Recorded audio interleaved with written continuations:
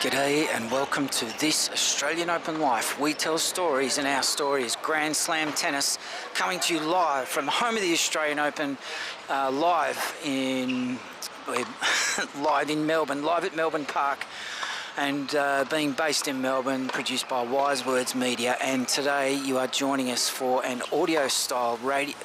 You are joining us, let me get that right. You are joining us for an audio only radio style commentary live from Court 5 on Friday the 10th of January 2025. Court 5 at Melbourne Park, home of the Australian Open 2025, and currently thanks for joining us. Really pleased to have your company today. Thanks for joining us at this Australian Open Live, the podcast episode. For those of you joining us on the YouTube platform, you'll be seeing some various sights, sounds, Summer of Tennis over the top of the audio as we'll get into the technicalities later on. We'll get straight into the action. So just a brief second preview, just waiting for Daria Saville for the start of her 2 p.m. practice session on Court 5. Her schedule laid out on the information boards, the digital information boards around Melbourne Park, and how long she goes for, usually an hour tops.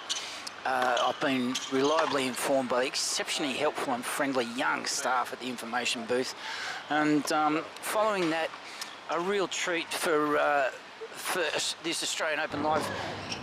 The next player immediately after Daria Saville on Court 5 is a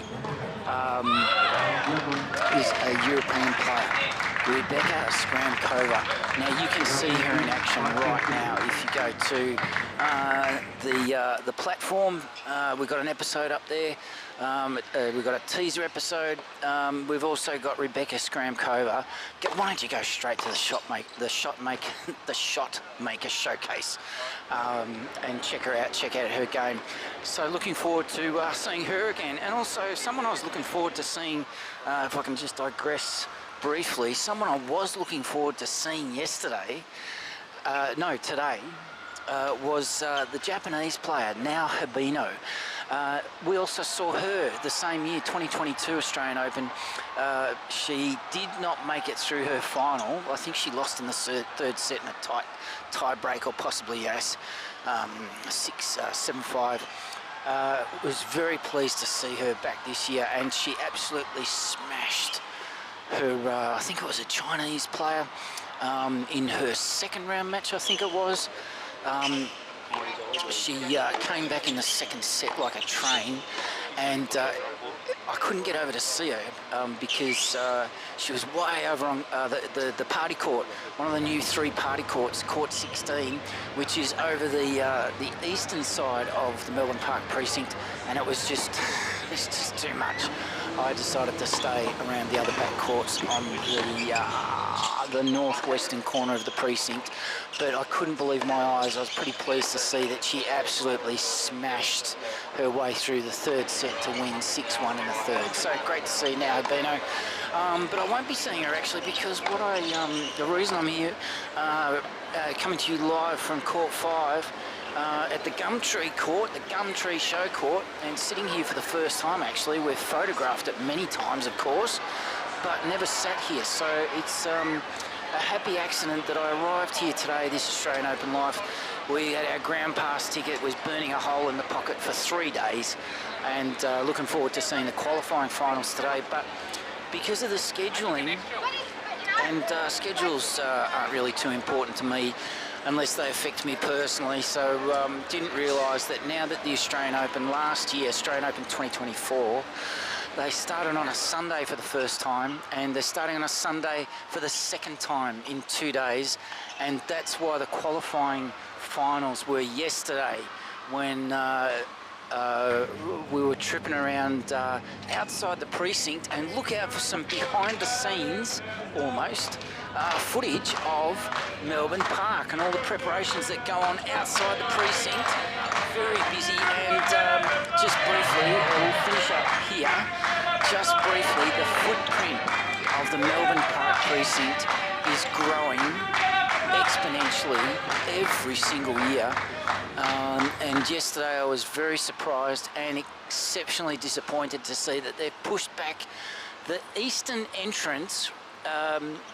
They've pushed it towards Flinders Street Station a further 50 to 60 metres than what it was when I last saw it 3 years ago.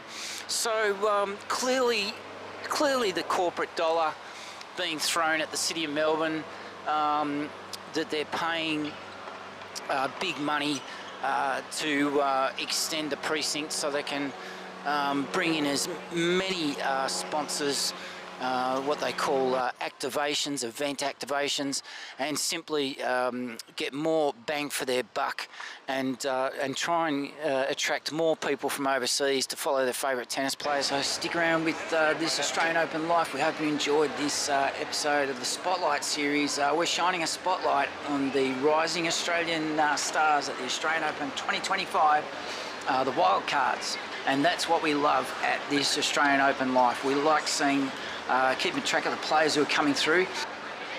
Coming to you live from the home of the Australian Open at Melbourne Park, produced by Wise Words Media. This Australian Open Life, we're based in Melbourne, Australia, bringing you the sights, sounds, summer of tennis and all things Melbourne, all things Australian Open 2025. Don't go away, we'll be right back. So, do you know what's happening here? Why is it rotating? They're setting up the Australian Open, which qualifying is this week. So they're setting up the entrance. The tournament starts on Sunday, and they've got a lot of forklifts and heavy vehicles. They're moving really big equipment up and down. So every time they send a forklift down, they have to block a pathway. So for your safety, and as long as it takes for them to do what they've got to do, and then they'll open it back up again. And you can walk straight down to the tram, and you can catch the tram to Richmond Station or back into the city. So we're actually going to Australian Open. So do you know how long, like, Here you go. Oh, Yeah. we'll just go down. Yeah. Oh, no one. Good luck. All the best.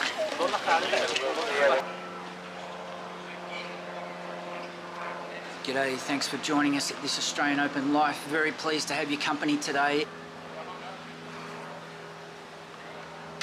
And I'll finish off with this. Speaking of overseas tennis players and overseas visitors, sitting here in the in the self-styled media box here on the Gumtree Court 5, I'm pretty sure Kei Nishikori, who's been away for 3 years with a really troublesome knee injuries and all sorts of issues, and he's back this year for the first time, a quarter-finalist here at the Australian Open in previous years. I'm pretty sure that he walked past me behind my right shoulder within about 2 metres of me.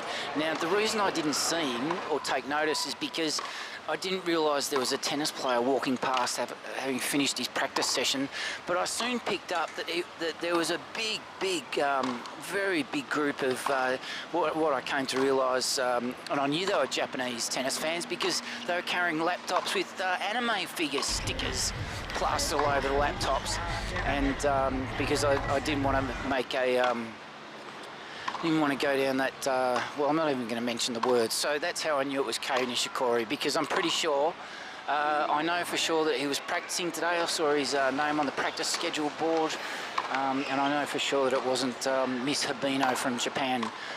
So we'll leave it there. We've got 2 players on court at the moment. I've got some footage of them, about 90 seconds, and unfortunately I can't identify them for you because once the players come onto court, the court screen goes blank. It wipes the names off. So I'm sorry I can't tell you who it is, but it's two females going hammer and tongs. You can hear them in the background. They're going really hard at it. Their practice session winding up soon, I'm pretty sure, and being watched by their respective coaches, and a very calm, docile crowd sitting under the shade of the gum trees on court 5. So that's where we'll leave it for now. When we come back, we will bring you the 2 p.m. practice session for Darius Saville on court 5.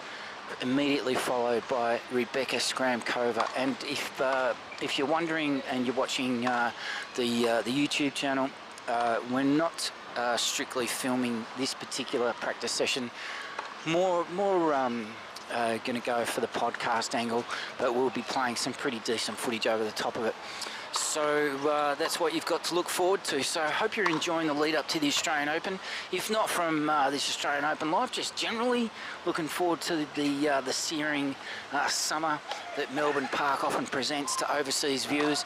And we know for sure that their friends in the UK locked into pubs in some cases with the snowstorms going on there, and thinking about the very sad situation in Los Angeles over the previous 24 hours with all the loss of property, and hoping that that's as far as the losses extend. So thoughts are with them, because there is a big contingent of very informed American men and women this year at the Australian Open, as well as the Aussies. So that's where we'll wrap it up for now. You've been listening to The Bloke Who Walks, this Australian Open Live, produced by Wise Words Media, bringing the sights, sounds, a summer of tennis, live from Melbourne Park, home of the Australian Open 2025. Thanks for listening, thanks for watching, and we'll chat to you soon. Bye for now.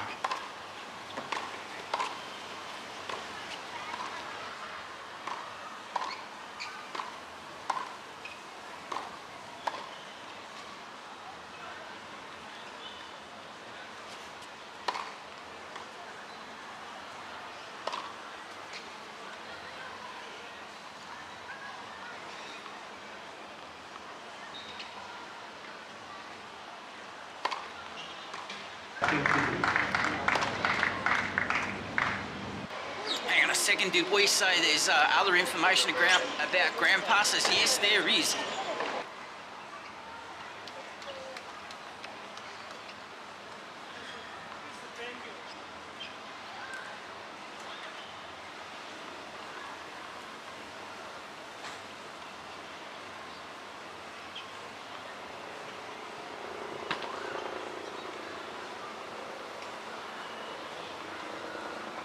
Picking and choosing some of our favourite upcoming matches with some of the lesser known players. We like focusing on the wild cards and those outside the top 100, the qualifiers, those that get through, and we like following the lesser known players and bringing a little bit of colour to the Australian Open for you.